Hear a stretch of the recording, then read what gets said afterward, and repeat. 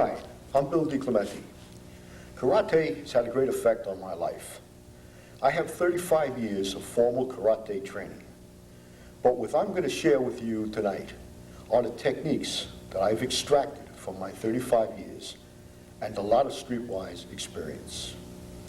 Throughout life, we learn from two sources, those older and wiser and the hard way. I've had the good fortune of one and the misfortune of the other. Our greatest asset is our life and our limbs.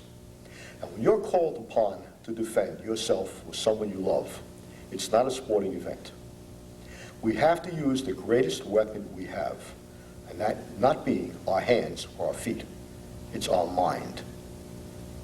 I teach people to use these techniques, which I'm about to show you, and above all, be sneaky fast. So let's go to a more appropriate place and start our training. So,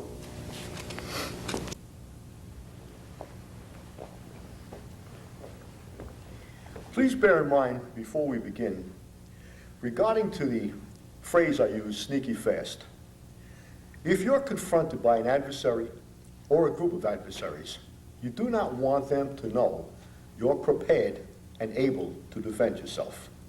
Again, remember the phrase, sneaky fast. Someone that tries to hurt you or a loved one doesn't deserve a warning, and we have to use the element of surprise in our favor. In karate, we say that it's for defense, and it is. But that doesn't mean you have to wait for someone to throw a punch at you before you respond. When somebody approaches you and you become aware that there's going to be a confrontation, your mind alerts you. If you're in a parking lot and a person or a group of friends approach you in a threatening manner, use your mind. Stay relaxed, be calm.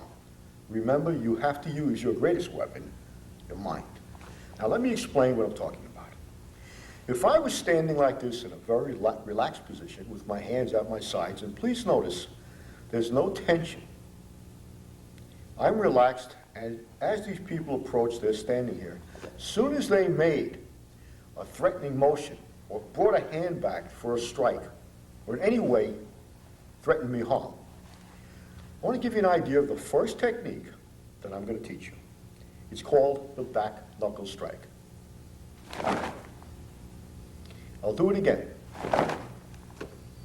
And now with the left hand. Now I want you to notice that there's absolutely no warning. This technique works on speed, physics, there's a lot of velocity. A back knuckle strike projects and spins. All fast motions have a spinning motion, a spinning technique. A bullet doesn't push its way out the barrel of the gun. It spins, and that's how it picks up its speed. And I referred to physics. I'm not ashamed to say I didn't learn physics in high school. I learned it in karate. The body parts have to line up.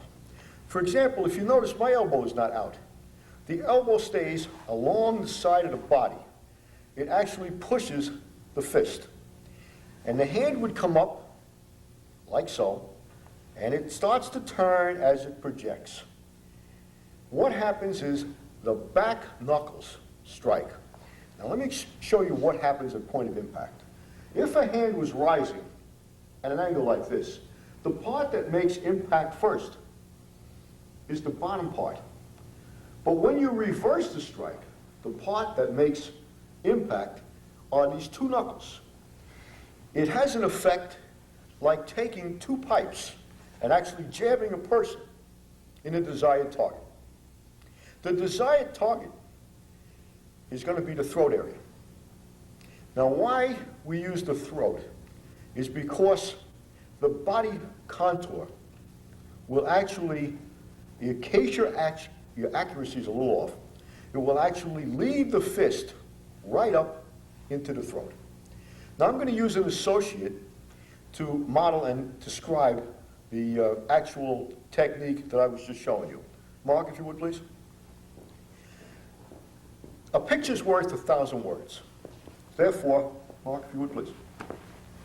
If this man was a perpetrator wishing me harm, and I take that same technique I just demonstrated to you and throw it at the throat area, if my accuracy is a little bit off and it strikes the chest, the contour of the body will actually lead it into the throat, the desired target. If my accuracy is a little low, I'll connect with the chin.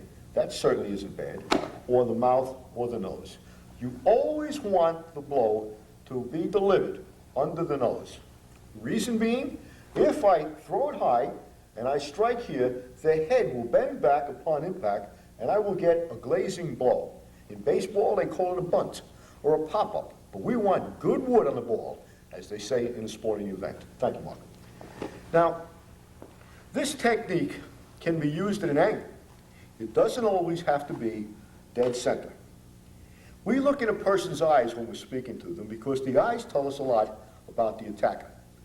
They can usually tell us when he's about to move, or certainly when he starts his move. But God gave us a gift of peripheral vision, and I like to use it to the max. If there was an adversary or a group of adversaries that was standing around me, it's usually the one you're not looking at who's going to make that first move because he believes he's going to catch you off guard. But using our mind, and I'll say again, our greatest weapon, we can use peripheral vision to the max. I'm looking straight ahead. As I say when I teach karate, I'm looking at nothing, but I'm seeing everything. So I am focused here at the camera like I was looking into someone's eyes, but I can see completely around me. And I can also fire the same techniques to an angle. Let me demonstrate.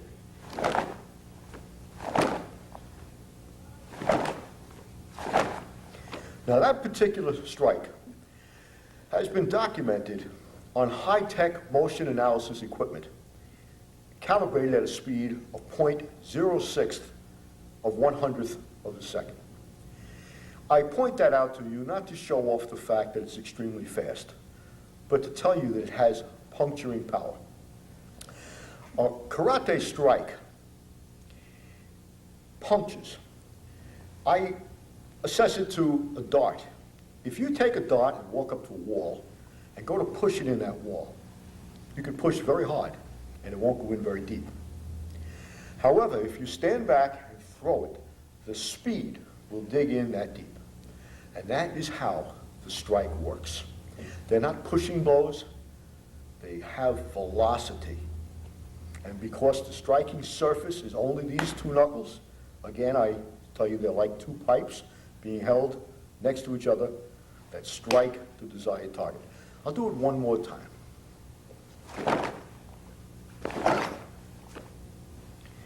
Now, if someone approached me and I was standing, I'll get a full view now so you can actually see my foundation.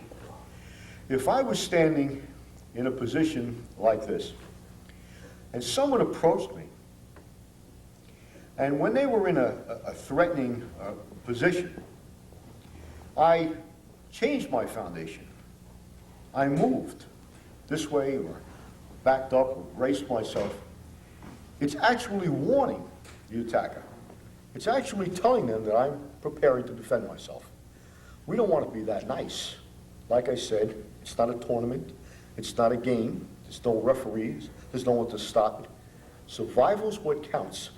And we don't want to be nice enough to warn an adversary that wants to harm us or a loved one. So there's no changing the foundation. The strike that I showed you can be delivered if my left foot is out,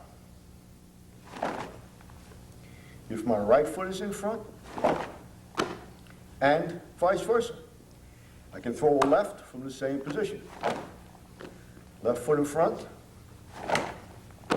Now, if my feet are side by side, you can practice these techniques and perfect them. Remember to keep the elbow along the side of the body. Don't let it come out. If you stand in front of a mirror or in front of a training partner and take your elbow, let it come off of the body. Hold your hand and push it. You'll feel it doesn't have much strength. But if you align the elbow with the trunk of the body, you'll feel the strength because you're now using the bigger muscles, the pectorals and the tricep, as opposed to bringing the front deltoid into the motion. It's like doing a front lateral with a light dumbbell as opposed to doing a bench press with your body supported and your elbows pushing behind the physics of the alignment of the arm. Now, I don't know if many of the viewers ever stand in a posture like this. I do it quite often, and I find it very natural. Again, if I was standing like this, and I was approached by someone with bad intentions, I wouldn't change my foundation or my posture. Because, as you can see, just watch me and visualize yourself standing in front of me, and watch what happens when I change my posture. I'm actually warning you that I am preparing to defend myself. We must be, and I'll repeat, sneaky fast.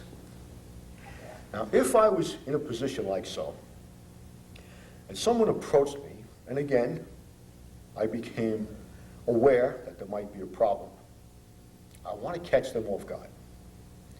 Now, watch how I would respond if I was in this picture. I don't want to separate the hands. I don't want to make any motion. Just remain relaxed, calm, and in the same posture. That's a double-fisted smash. Let me do it again. It has the same velocity and the same power as the previous technique. It also requires a lot of physics. And my feet are now together. But let me give a full body view. Let you take a look at what it would be like if my left foot was in front and I was standing in the same position. I can fire the technique from here. If my right foot was in front, same technique.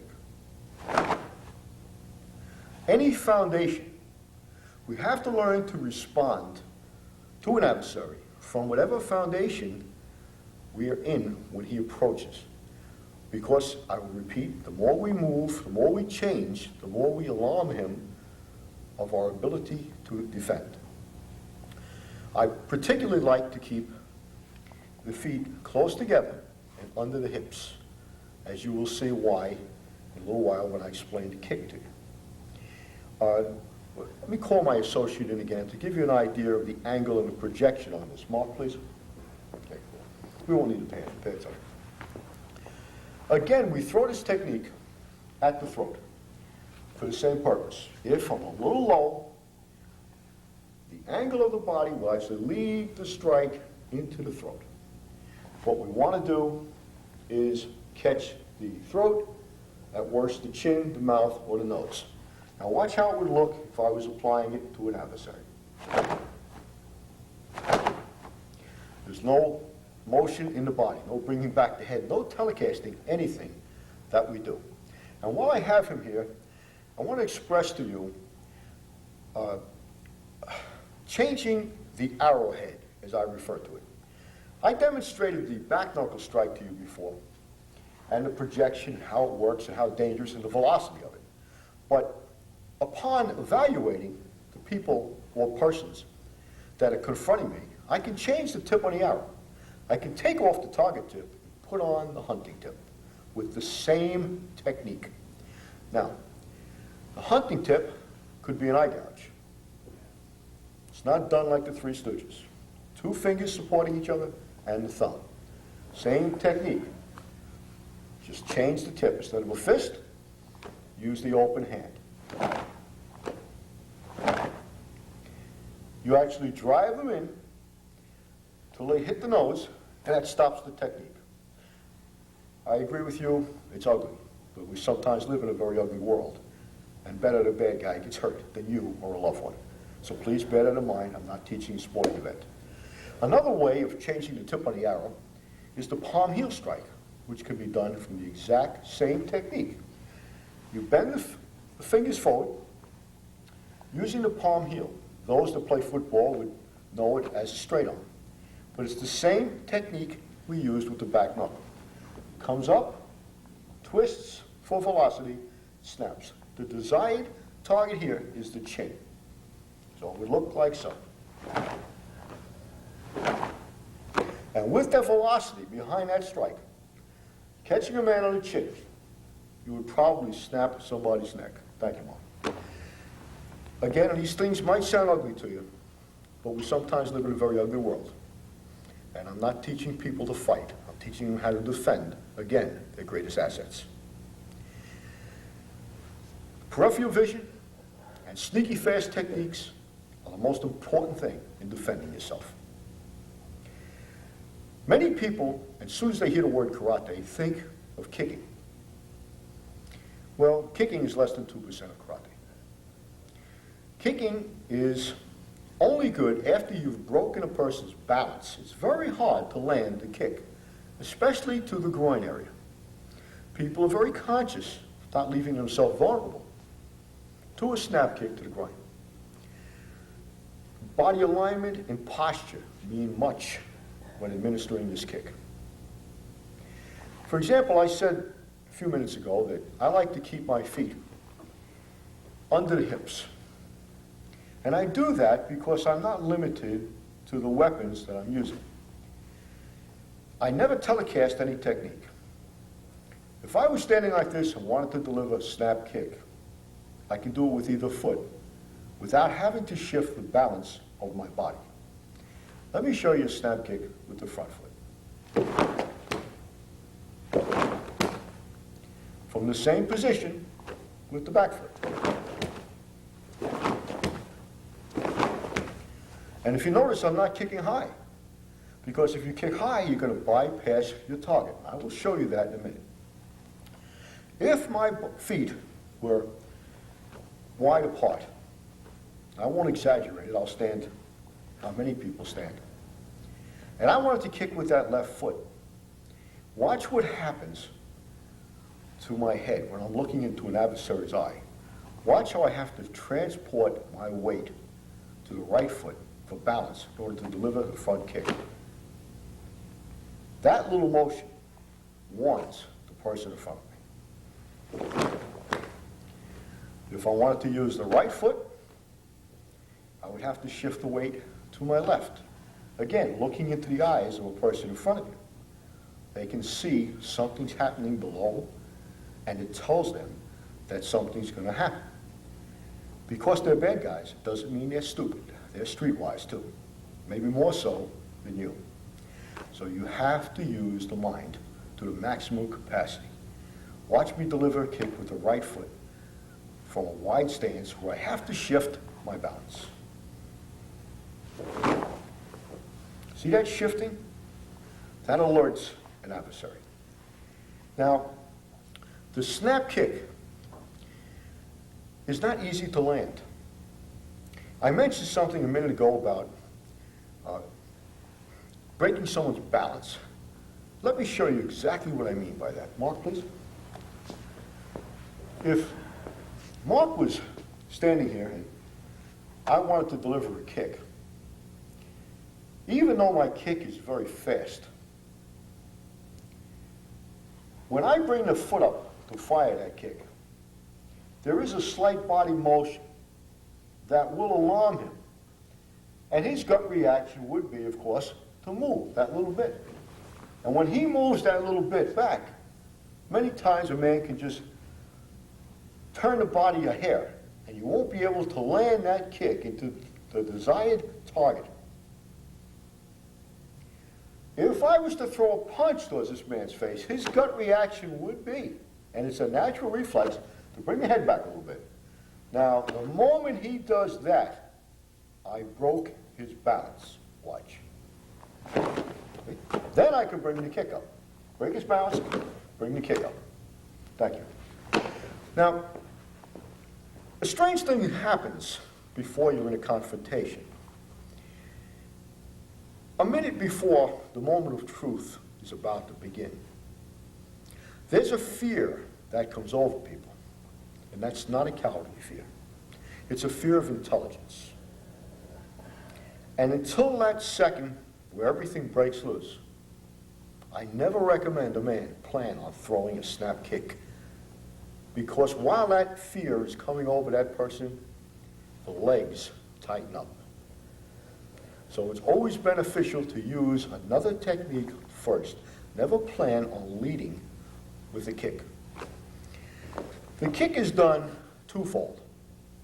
The knee is the sight on your rifle. Where the knee points, your bullet will land. Many people throw kicks and bring them right out at their hip. By doing so, you're landing a kick in someone's hip. You have to bring the knee in a little bit to center, and not on the belt. If you're looking in the eyes of an adversary, pinpoints the desired target. So you bring the knee up, then fire the kick. Knee, toe. Knee, toe. Right foot, same thing. You have to turn the trunk if you're using the back foot. Knee, center, toe. Knee, toe. Now, the front foot is usually the best weapon. Now, psychologically, if you approached me or I was standing in front of you and my left foot was out, which foot do you think I would kick with? Absolutely the back foot. Most people think the back foot is going to be the kicking foot. We use the back foot when we kick in football and every other sport. But the front foot is sneakier, has just as much speed and velocity. The back foot, however, has more power, only because of the turning of the trunk. The trunk is the torque converter of our body. One person could have a car with 250 horsepower, and another person a car with 300 horsepower. And in a race, the one with only 250 horsepower can win. Because it's not how much horsepower you have, it's how much comes out the rear wheels. The torque converter determines that factor. And in this particular technique, the back foot uses the turning of the trunk, the torque converter of the body. It also gives you a little more distance because of the turning of the trunk. Now, Mark, if you would, please. When you throw a kick, you have to get it in the groin. You are not going to stop a big, strong person with a kick anywhere but in the groin. And as I said before, it's not easy to land. But what you must do is land the strike with the instep of the foot. You must get into the groin area. And kicking high will bypass it. If you hold that away from the body a second, please. No, just hold this away from the body. I want to give you an idea. If I was to throw a high kick at this man, why don't you step into this way just a little bit? If I throw a high kick into this man, watch what happens. I bypass the target. I can't reach him. And if I do strike him, I'm hitting him in the stomach. A strong person can tighten up the stomach muscles and eat up that strike. However, I haven't moved yet. But if I kick low, I also gain distance. I can now reach my target. Now, the desired target, of course, the groin, and the focus pad will give you an idea of the impact.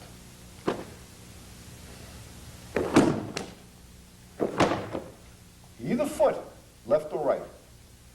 Again, someone coming into you, the desired foot would be the lead foot, the one they mentally least expect. In this case, why don't you step on this side so viewers can see? I use the left foot as the lead foot. Watching his eyes. If you'll notice, I don't bring my hands up, I don't bring the body back. I watch his eyes and deliver the snap kick. Bring the kick up and extend. It's twofold, but you must get into the groin area. Thank you, Mark. Many people think that distance is better when you're confronting an adversary, especially persons that are bigger and stronger. It's not. Closer is safer. And the closer you are to that TV screen, the less the adversary can see. For example, I'm in a full body shot now. But if I had a tight shot, and you could see only from my hands up. And I was to fire a strike like the back knuckle strike. If I could get a tight shot, give the viewers an idea of what I was speaking about.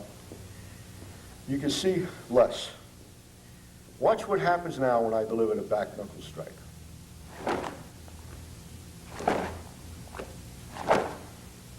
And the same holds true for the kick. The less you see, the closer you are, the more advantageous to the person defending himself.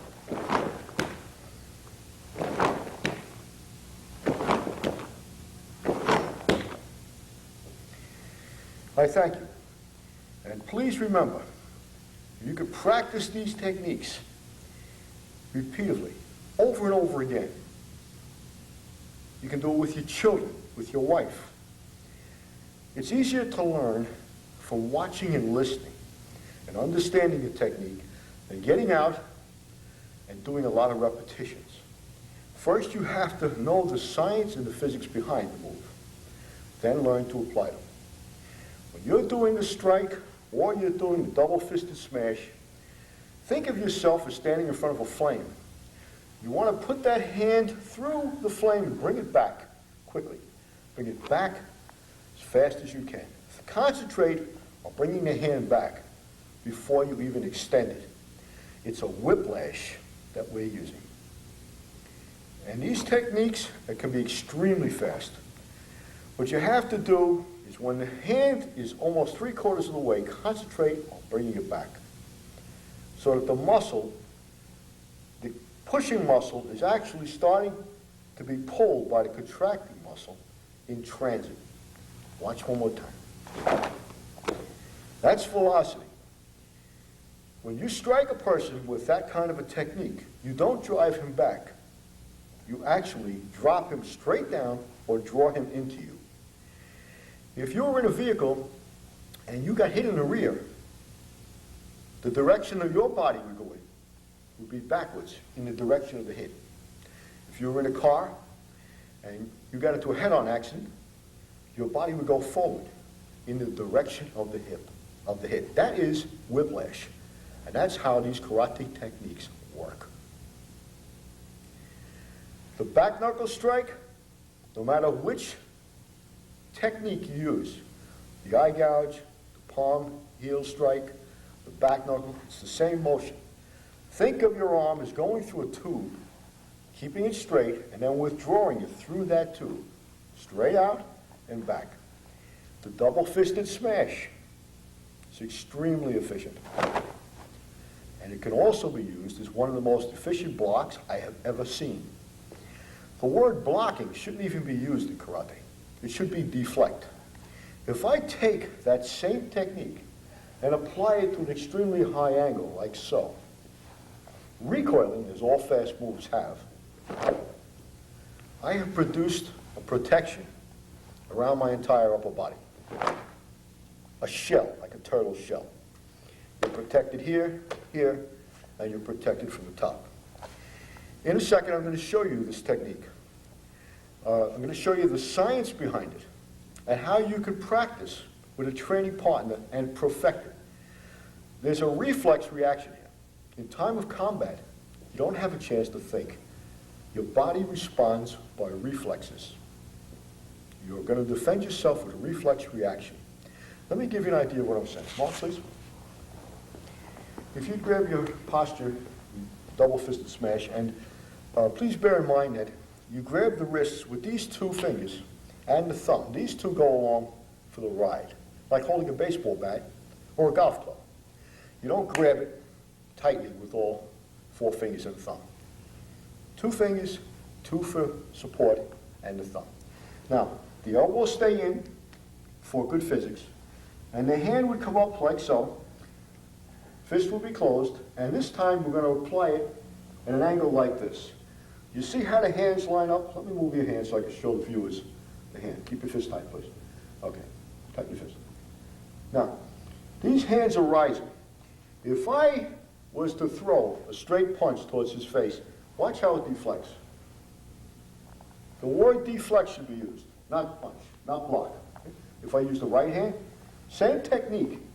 He doesn't have to figure out if I'm throwing a left or I'm throwing a right. That's called reaction time. When you're driving down a highway and you have to jam on your brakes for an emergency, there's a time when you take your foot off the gas pedal and put it on the brake. That reaction time is also necessary in defending yourself. Watch the technique again. Whether I throw a left, you can block. And don't lift them this way. They push out, the elbow behind them, a left or a right. And these are straight punches. But even if I was to throw a hook, same technique. It doesn't matter if I'm throwing a left or I'm throwing a right. It's deflection, timing. These techniques work. Thank you, Mark. They're extremely efficient. And you don't try to beat your training partner to the punch. You mechanically work together, timing, developing a reflex. You engrave the technique into your mind so that you don't have to think in case you use it. It will be an instinct reaction. Briefly, back knuckle strike from any foundation, double-fisted smash from any foundation, and the straight kick from any foundation. These are the techniques that I've just showed you. But remember to practice them without any body language. Body language warns an adversary. Learn to do them, back knuckle, double-fisted smash, front kick, and practice them from every foundation, feet side by side, and then practice using them to the ankles, without looking at the ankles, using the deceptive ability of our God-given gift of peripheral vision.